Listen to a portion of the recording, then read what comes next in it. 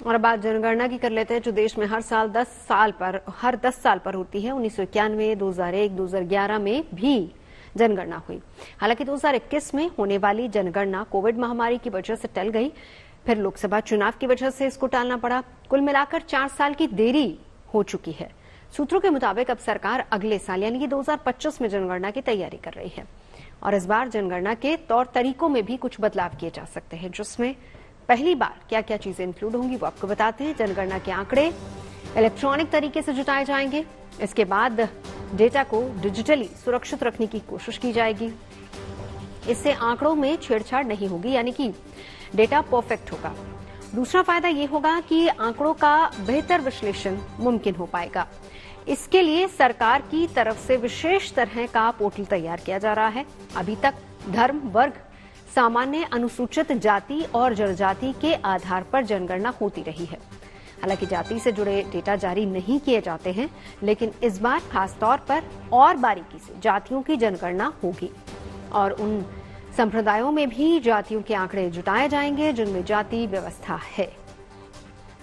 मुख्य तौर पर कोविड महामारी की वजह से टलने वाली जनगणना का चक्र भी बदल जाएगा। अगली जनगणना 2025 में होगी और उसके बाद 2035 और फिर 2045 और 55 में होगी।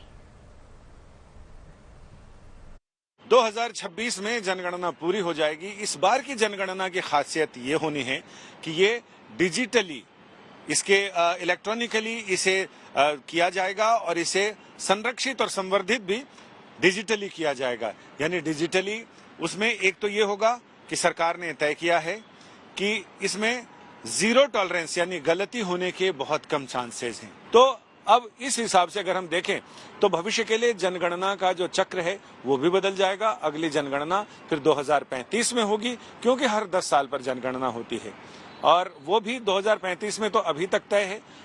सारी चीजें अगर नियोजित ढंग से सुचारू रूप से चलती रही तो 2035 में अगली जनगणना होगी। अब सभी लोगों को इंतजार है, क्योंकि विपक्षी पार्टियां जाति आधार पर जनगणना पर जोर दे रही हैं।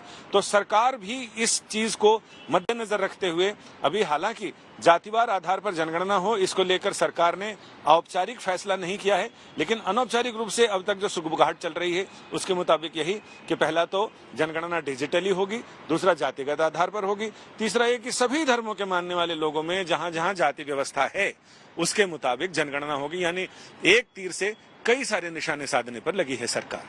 गुड न्यूज टुडे के लिए कैमरामैन कुंज बिहारी के साथ संजय शर्मा, दिल्ली से।